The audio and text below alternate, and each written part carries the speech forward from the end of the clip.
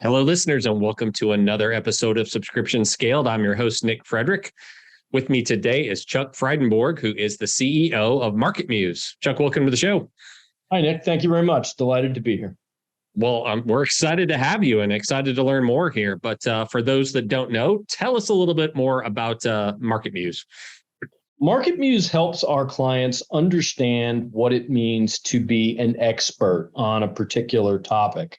And the reason that's relevant to them is because as they are writing content, they want to accomplish two goals. The first is to write content that's going to be relevant to their target audience, that's going to engage that audience, and ideally lead them to take whatever actions the creator desires, which led them to create that content in the first place. Mm-hmm. But equally as important, the content needs to be able to be found.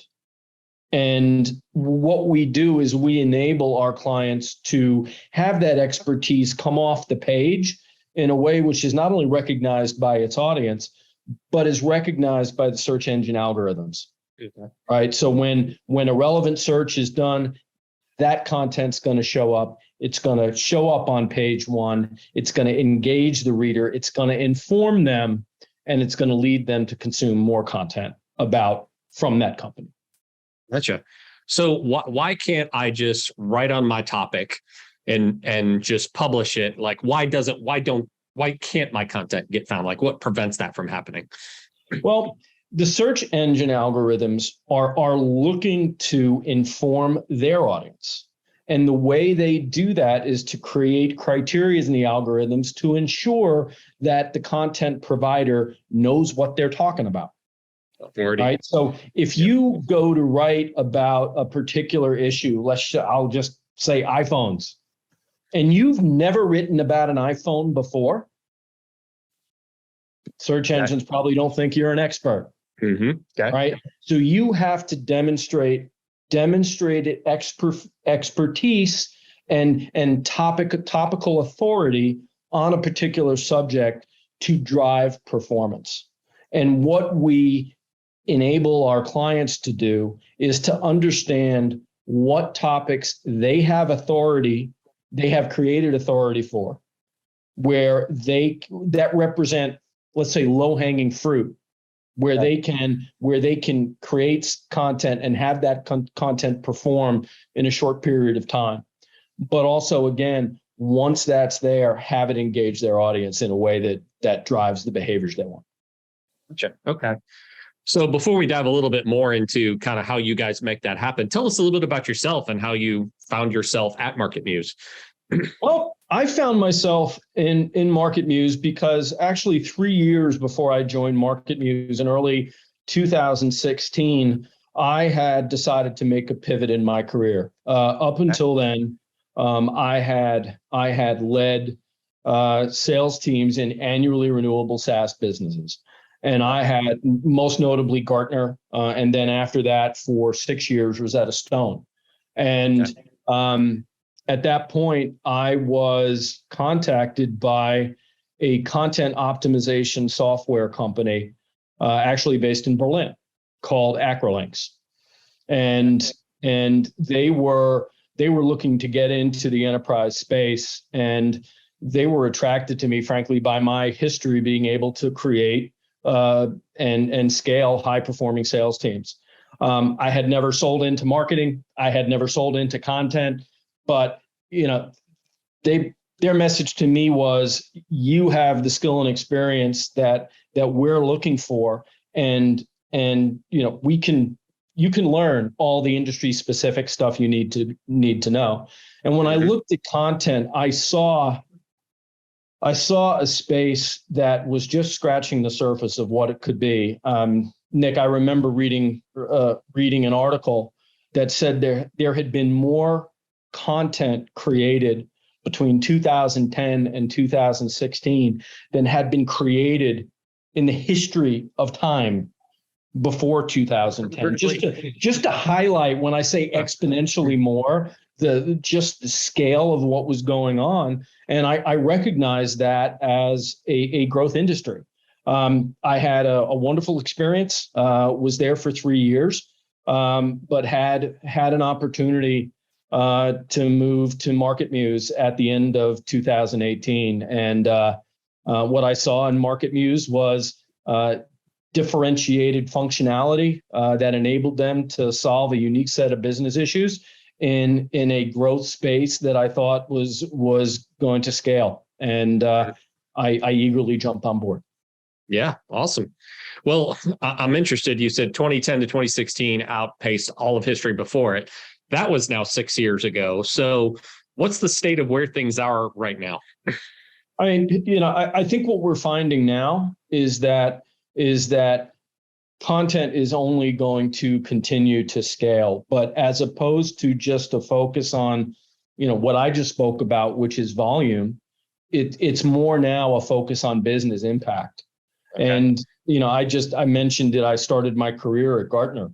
I have a story I tell from time to time that I think really highlights the impact of how content is consumed now and how that's changed. Yeah. Back in the day, I'll date myself, selling in the late 90s at Gartner. Yeah. It was a pretty good time to be a salesperson. Like really? If you wanted information on Gartner, you had to go, God, I hate this. I really don't want to do this. But you had to pick up the phone and say, can you please put me in touch with a salesperson? Right? Because there was no widely adopted internet. So think about what that did in terms of empowering the salesperson. It gave that salesperson complete control over the entire pre-sale journey. Yeah. If you got pricing and packaging information, it was because I gave it to you. If you got case studies, references, testimonials, I had hand selected those to pick the ones that I knew would be most relevant to you. And you largely made a decision that was informed by the information that I chose to share with you. Okay. Contrast that with now. All right, I read a research piece about a year ago that said that IT decision makers or product or service are 2/3 to 3/4 of the way through their decision-making process before they reach out to that short list of vendors for the first time. Wow. Right? Nick, what are they doing? They're going up and they are consuming whatever publicly available content you've published. So just just for a point of emphasis. So if every piece of content that can be consumed is not consistent with your brand voice, if it doesn't accurately depict your products and services, if it doesn't create the perception of thought leadership and expertise that your buyer is looking for, you are losing the majority of your pipeline before you even know it exists, because you can't point them towards the best content. Wow. That's linear. Amazing. Yeah. That's amazing. It's almost like there's this whole nother layer on top of the sales funnel that's invisible to us. That's like that all of your content is putting them into, that you're not even going to see them on the next phase, which is where they make contact, unless they can get through that one first. If your salespeople and your BDRs are sitting there going, wow, we don't have enough opportunities to fill our funnel, it's your content. Wow. Yeah. Yeah. That's amazing. So for those that are looking to, maybe they're already creating the content. In fact, they probably are, but they're looking to optimize it. Tell us a little bit more about how MarketMuse does that and why that's so important. Sure. So content creation doesn't start with somebody sitting at a keyboard and saying, okay, I'm going to write about this topic. It starts with a bunch of people in a room and they're looking at each other going, what are we going to write about? Right? Typically, those decisions are made very subjectively, right? What we do is we inject data into that process so that those decisions are fully informed. So the first thing that happens when a client joins MarketMuse is we we load their content inventory into the MarketMuse suite, our platform. Okay. That enables them to look at their content through the first time through our functionality.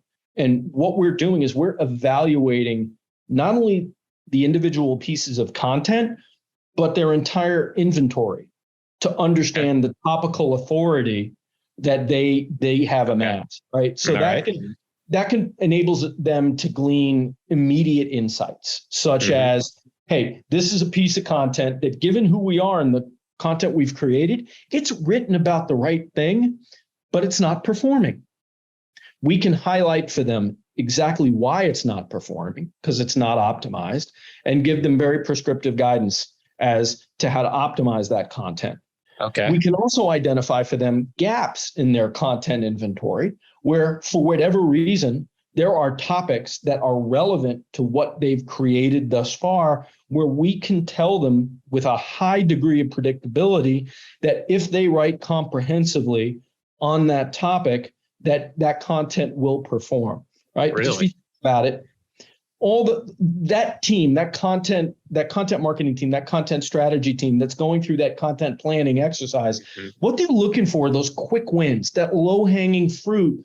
They don't want to know about, okay, if you write 60 pieces of content on this in the next 18 months, you can perform. They are looking for where they can get the biggest lift from a performance standpoint and fill out their content calendar based on that guidance. Okay. Wow.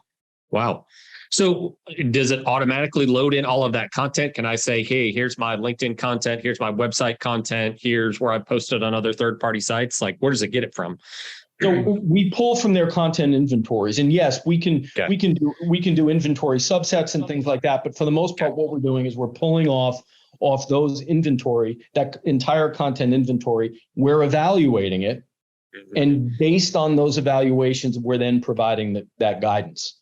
So once they make those decisions, then our value prop shifts from what should we be writing about to how do we write that content in a way where or improve existing content so that it will be optimized. And that guidance gets very prescriptive. Right. Yeah. So it'll be, this is just, for example, a piece of content on this subject should be 2,000 words long. It should cover this set of subtopics. And this is the depth with which you need to cover each of those subtopics.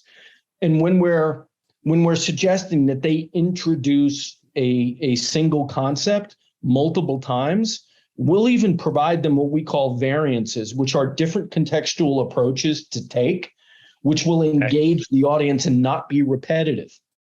Okay. We will, and this sounds pretty simple, but we will list the questions that they need to answer. Because somebody that does that search, this is the information they're looking for, and they need to be sure that the content they're creating is aligned with the intent of the reader. And then we can even get into technical SEO recommendations. Taking a quick look at their content inventory, recommending not only internal pieces of content that they should link to, but also external non-competitive pieces of content that will also enhance their topical authority. And this is given to the writer in a way which doesn't do the writing for them, but guides their efforts. So often when we talk to companies for the first time, the writers will have an immediate reaction of, well, wait, this is kind of my job. Like, yeah. But, what we ask them to understand, and their experience proves it out, is what we're doing is enabling them to spend more of their time writing through introducing efficiencies in the process, such as squeezing down the research time that it takes to write that content. So, our selling point to the clients is not only identify the right topics and then execute on the applicable content, but it's also driving efficiency in that content creation process so you can increase your content cadence. Yeah. So it sounds like it's really giving you a playbook there. Like from beginning to end, here's your area, here's the type of topics, here's the questions, here's how the way you need to be answering them. Like it just lays it all out for you. Yeah, and we depict it really as a cycle, which is, content planning, execution, measurement and evaluation, content planning. You continue to iterate, right? This is our specialty is organic evergreen content, and it is a continuous cyclical process. Okay. So then who are your customers that are going out and signing up? Are they agencies, freelance writers? Are they the marketing department at a SaaS company? Who are they? I love it. All the above. Okay. Well, I mean, and when we talk about the explosion of content creation, if you can be a solopreneur, you can have, I mean, my sister owns a retail store in Sedona, Arizona. And she, through, my experience, is embracing content. We have Fortune 500, Fortune 100 clients. Any company, any organization that is creating content at scale is a company for whom we can deliver value. And how we deliver that value really depends on their size and their content goals. Yeah. Well, content, of course, makes a heck of a lot of sense to SaaS companies, especially those selling B2B. You want to demonstrate expertise in that particular domain, and especially their vertical, right? So that makes all the sense in the world. But when you see it going into other areas, like your sister's retail store, why is that content now important to them? Well, I mean, for a small company like that, my sister or anybody, right? You make an investment, you don't have a big chain, you create a one store or couple store, retail business. Yeah. You got to drive traffic, right? And you can go to street fairs and put up signs or billboards, or you can create content that's relevant to that geography and the target market that you're going after, and not say, come buy stuff from me, but show them that you understand them and you understand their needs. And in informing them, they're going to think about you as an expert on that topic, and that will give them the comfort to check it out and buy. Yeah. Right. It's about relationships. I don't think that ever changes. Right. Just, well, reach that target. I've had so many conversations on the show about how expensive, marketing is. Just whatever channel you're going through, the typical Facebook, Google ads, that route, influencer marketing, and then billboards and other types of advertising, even conference sponsorships and things like that. They're just becoming so expensive. They're almost cost prohibitive. Do you think that's putting then the value in content and content marketing now becoming on par or maybe even more important than that type of advertising? I mean, I think all those vehicles or forums you mentioned for engaging your target audience are, they're all proven and all viable. But I do think content differentiates itself. Yeah. Because of content being accessible 24/7, because of the opportunity it provides in a non-pressure, non-sales environment, being able to become an informed buyer. Right. I do think that content can, has distinguished itself as a way of qualifying the buyer. Right. When you have, I mean, I was doing a compare and contrast from 25 years ago before, right? One of the things that was kind of not great about that is a lot of times people were just curious, right? They were just kicking the tires, right? That's really that's not what we see anymore.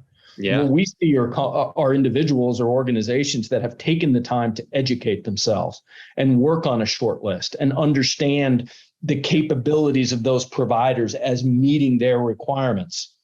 And I think content what content does is deliver a qualified potential buyer to a company in a way that none of those other forums do.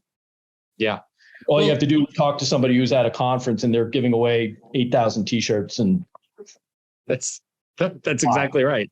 Well, that was kind of going to be my follow-up question there. You talk about these different engagement channels working together. I mean, anybody can go out, throw up a website, and then start buying Google or Facebook ads, right? That can start directing traffic to your site. If there's no testimonials and there's no content on the site, like blog posts or even in external sources, do you think you're kind of, to a certain degree, wasting your dollars? Because I think a lot of the buyers now are really looking not just for a solution, but they're looking for, authority, right? That if I go to these guys, they really do know what they're talking about here. They're not just, some business that got thrown up overnight. Yeah. And, I could apply, I can answer your question and actually expand it to go, beyond paid,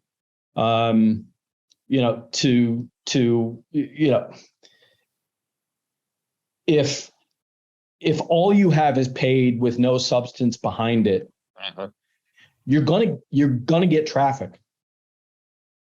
But what happens then? Yeah. Does it engage? Does your content engage them, inform them? If there's no substance there, they're going to go away. And what I was going to say is I could expand that beyond just paid to the use of keywords and keyword stuffing. I mean, the search engine algorithms have become much more refined, right? But there are still ways to go about this where if you just need a short lift, honestly, you don't need MarketMuse. You can go to, an SEO data provider and get a bunch of keywords and stuff your little heart out. Stuff your article in there, yeah. But going back to that two-pronged goal before, making your content visible to its target audience. Yeah, that's huge. But what happens then? And I think that is what distinguishes our buyer. It's the content creator for whom what happens then really matters. So let's talk about content in the context of subscription companies. And I think, one of the things that kind of differentiates, everybody wants repeat customers, right? Transactional or subscription. But with subscription, the way you keep that customer that enrolled in your product, paying monthly, annual, or whatever, is you have to continue to engage them, right? Through the product, through your content, through your expertise, or, just getting them to continuously interact. So how do you view content differently in that context of a subscription company that needs to continually engage with their customers? Well, I don't know that I would limit this to content. We talked about my background a bit. I have been in annually based SaaS companies since before they called them annually based SaaS. Yeah. Back at Gartner, we did annual subscriptions in the mid 90s. Yeah.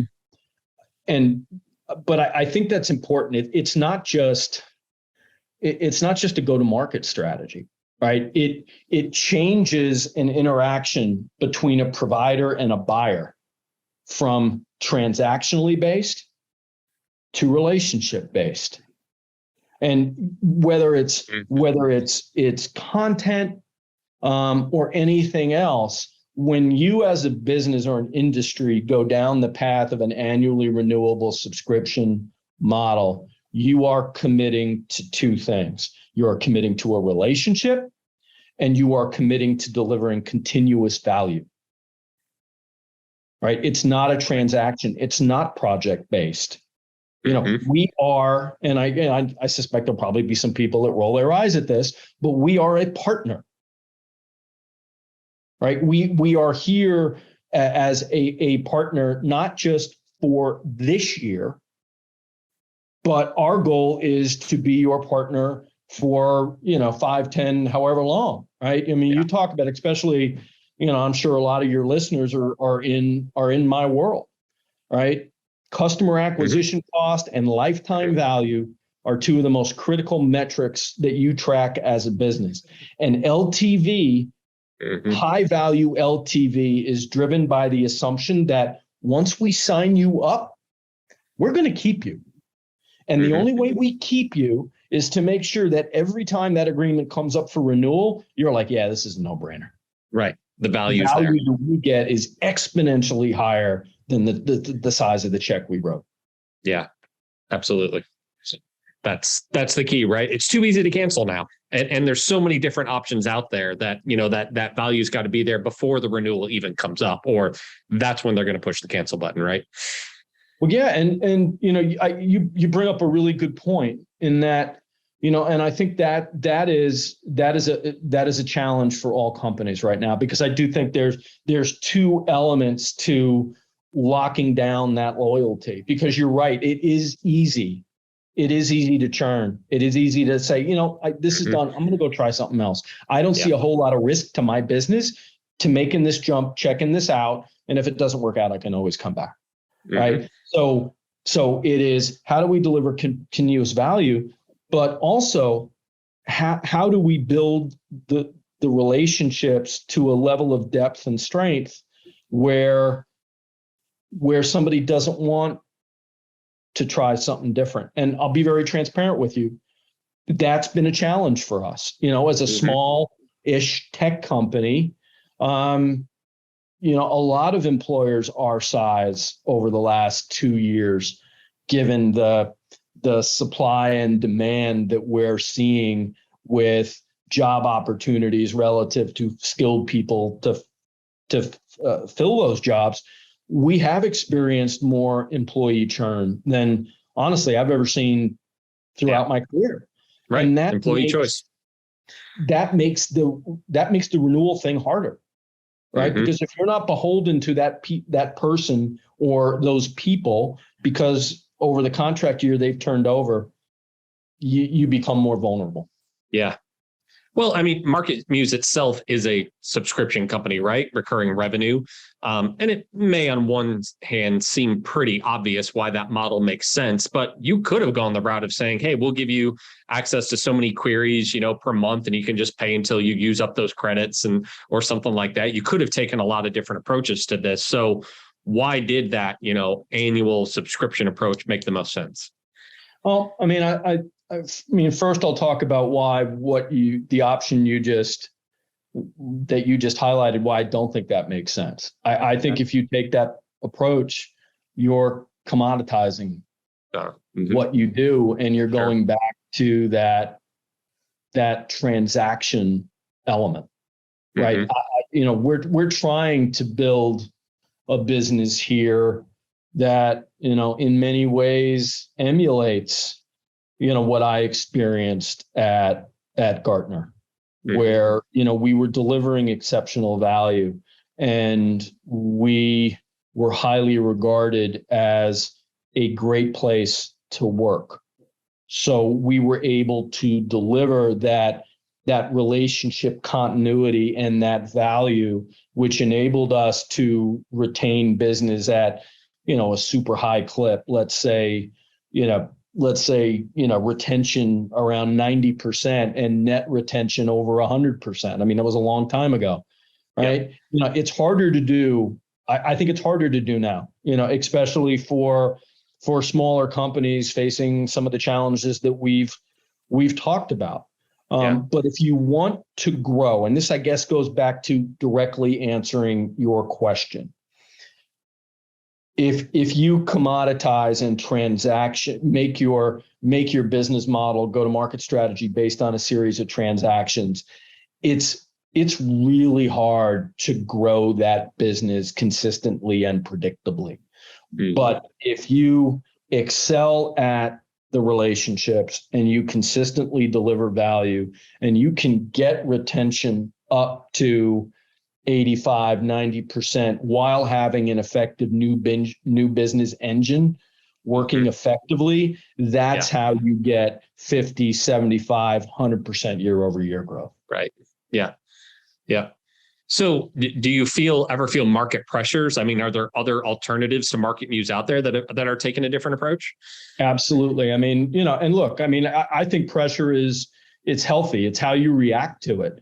But yes, we are seeing an increased pressure in our space. We were really the first, what do you want to call it, content optimization software, SEO platform out there. And I mean, the good news is, I'm not the only one who 6 years ago looked at the content space and said, wow, this is growing. This is pretty cool. There are a lot of companies. There's a lot of investment in the space. And the challenge is, how do you continue to improve the in-platform experience that you provide your clients to ensure their success? And how do you also enhance your functionality to improve your stickiness, to make it harder for people to walk away? Yeah. Right. So, we feel like we are a leading brand in our space.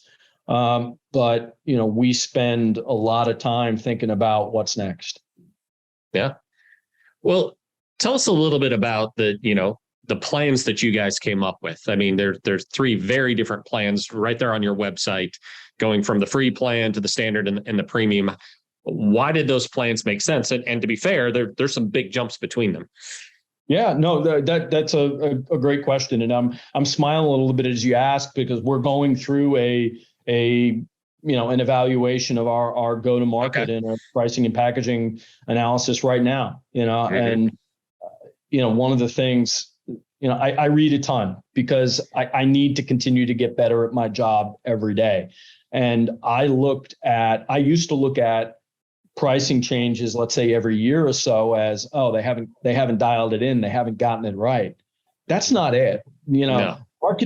Things change, markets change, needs change, and you need to kind of check your ego and say, yeah, this is pretty good, but how can we make it better? Right. Yeah. So to answer your question, the way we've tiered our offering, right, the way it is right now, is we have a free offering which provides metered access to what we call our applications, which can be best summarized by the functionality in our platform that is for on-page writing assistance, kind of what we talked about before. Okay. Right. Then the next jump is to standard. And standard is access to that on-page writing functionality, but it's not metered or ring-fenced or anything. Get in, have at it. Right. The differentiation between that and premium is the content planning, content strategy component. Okay. And there's 2, just being completely transparent, there's 2 reasons for that. First is, that delivers differentiated value. There's really nothing out there right now that does that. That's what makes us very unique and very special. But there's also, as you might imagine, loading an entire content inventory into our platform. There are data costs, substantial data costs that we incur to do that, which preclude us from saying, hey, you can have this for $600 a month. That financial model doesn't work, right? So, it's the premium offering has worked for us because large content inventory means high content creation cadence, which means the value that we can deliver is kind of aligned with those metrics, but it's also aligned, frankly, with our cost of goods sold for having the inventory costs. Now, what I'll share with you is that in this repackaging exercise that we're going through right now, what we're excited and seriously considering doing is launching a standard version that is for teams. So if you're in an enterprise, if you're in let's say a small to mid-sized company, and you don't have that big content inventory, you don't see that immediate value with the content strategy, content planning thing, we can set up access for you and your cohorts so that you don't have to all buy individual licenses. We feel like that's gotten in the way, and that's the number one thing we're trying to fix. That's kind of close to what my follow-up question was going to be. You talk about large enterprises, right, that have big teams and write a whole bunch of content. I mean, I know the price can vary a little bit here, but the value that they can get out of something like this is tremendous. It only takes one or two deals, coming in the door to have easily paid, for the cost of something like this. So the value there for them is huge. But as you kind of come down market to, smaller businesses and startups and things like that, they're now making a much more difficult decision on, all right, if I make this investment, what's it going to take for me to bring it back? And it seems like with the three tiers, there might be some that are falling in between those. Yeah. And I think that's that's the gap we're trying to address with the team's solution, where instead of asking them to, buck up $600 a month for 6 or 7 different people, which gets unwieldy, since we're not providing that content planning functionality, drive that price down and make it more affordable for those 3, 4, 5 person shops to be able to access MarketMuse in a way which is financially palatable to them and profitable to us. Yeah, definitely. So what's next for you guys? We're continuing to look at how to extend our differentiation. I've mentioned a couple times that we're viewed as a thought leader in our space, and we value that perception and we own it. Right? We want to make sure that we're continuing to expand that functionality. Our focus for this year has been more around improving the in-platform experience of our clients. So we went through earlier this year a complete replatforming exercise to just make the platform best in class relative to stability. We just last month did a release which exponentially improved query speed. Again, enabling our clients to get in, get out, get quick to value, and get their stuff done. Our big next step, and it'll be released in December, so we're not too far away now. I'm looking at the calendar. I'm like, wow, 2 months. We are going to be releasing a complete UX redesign. Okay. That is going to improve the intuitiveness of our platform. There is, in our desire to do as many things for our clients as possible, we have built a platform that could be accurately judged as having complexity to it. We manage through that complexity with a rigorous onboarding process, but we're really looking to create a simplified interface that's much more intuitive and easy to use. Once we get through that, then our focus is going to be on enhancing 2 of our core capabilities, and this is next year. And that will be a continued improvement of the content planning or inventory function, and also a pretty exciting enhancement of our self-generated content briefs. Okay. What is that last part?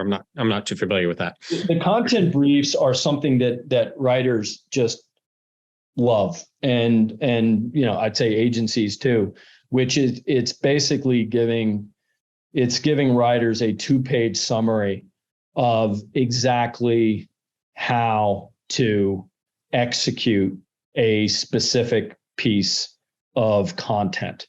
Okay. And it does so in a way which provides them with really detailed competitive insights. So we will show them, for example, on this particular topic, these are the 20 top ranking pieces of content on this subject. We will show them in a heat map the depth of coverage for each of the critical subtopics we've identified for each of these top 20 ranking pieces of content. So we're basically highlighting for them 2 things. We're highlighting for them the table stakes topics that every high performing piece of content is covering comprehensively. Okay. So, if you're going to compete, you need to do that too, right? But we're also highlighting for them other subtopics, which are important to the search engine algorithms, but which are not consistently covered in a comprehensive fashion. So where the opportunities lie. Exactly. So you check the box on the table stakes content. You then get into the other subtopics. You cover them comprehensively, and now you are placing yourself at a competitive advantage. We don't want to empower our clients to write content that's just like everybody else's. We want to give them an edge, and that's how we do it. So you clearly see how that's valuable to content writers, but that sounds like very valuable information to product managers. Oh yeah, no, and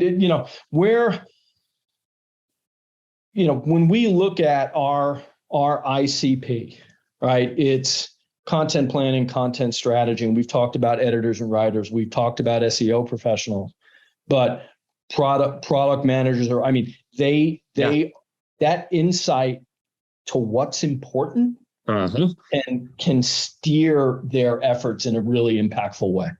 Yeah. That's the market insights that every product manager is looking for, right? What are the features? What's the functionality? What are the domains that my customers or potential customers are searching for? That's gold right there. Can I bring you on one of my sales calls next week? Sure. I'll come right along. Happy to do it. Happy to do it. No. Yeah, you're right. You're right on point. Yeah. Awesome. Well, Chuck, this has been a very fascinating conversation. For anybody that has questions about, what we talked about today or wants to learn more about MarketMuse, where should they go? Please. Yeah, I know this sounds crazy, but I welcome anybody to contact me, directly. Obviously, you can also go up to, our website. We did a website redesign about a year ago, and we tried to have a little fun with it. So, www.marketmuse.com, come visit us. And yes, I'm sincere in saying I'd welcome, anybody that would, take the time to reach out to me directly. I'd love to set up time. Perfect. Well, Chuck, again, thanks for the time today. Thanks for all of the insights you shared. It's very valuable to our listeners, and we really appreciate it. Well, thank you. And I appreciate the opportunity today. All right. Thanks.